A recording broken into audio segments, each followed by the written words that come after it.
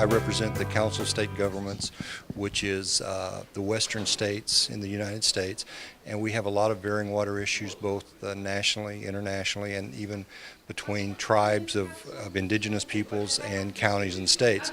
So hopefully we can learn some of the things here from some of the great things that have happened throughout the world, and maybe we can add something to it too. We've been dealing with water and the abundance and the lack of water in our areas for all uses for a number of years. So hopefully we can learn and become more active participants in the council.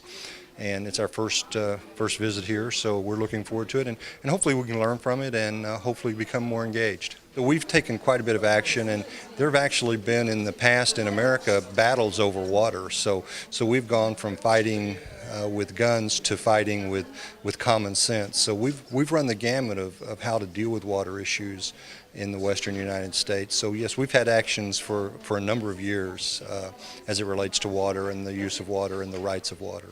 I come from Alaska, and Alaska has an abundance of water.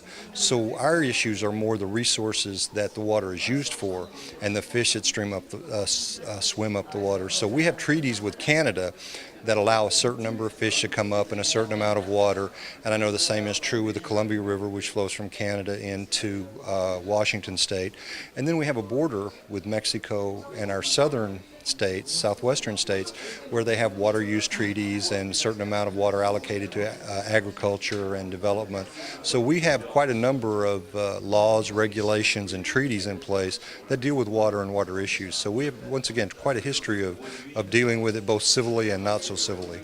In the western United States, from north to south, we have Alaska, which has a huge amount of water, down to Arizona, which has minimal water, which they sometimes have to ration, and in times of drought, they even have to, ration the amount of water you use and allocate some to agriculture and some to others. So we run the whole gamut in the West, from more water than we need at times up in Washington, Oregon, and Alaska, down to Southern California, which are desert states, and very, very little rainfall. It's 10, 12 inches a year, up to 60 and 70 inches a year in other parts. So we have a wide variety of uses, of resources, and how we allocate those in times of plenty and times of drought.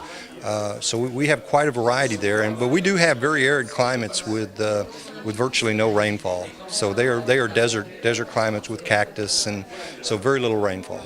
It's a limited resource, and it's going to be much more important for us to work together to allocate the resource for agriculture, for sanitation, for all the uses that go, and also resource development. We have a lot of resources that require water, from oil and gas to mining, so we have to be very careful about how we use the water, and also we have to get into the reusing of the water and how we recycle and make sure that we maximize the resource. So all of those issues are on the table, and things that we work on, if not daily, on a monthly basis. They're at the forefront in some of our Congress or some of our legislatures, our Parliament, on a regular basis. So those are issues that we deal with very regularly, and we have some laws in place and some regulations that deal with that. So we deal with it, and it's still very contentious, who gets what and when and where. So it's still a very contentious issue even in the United States.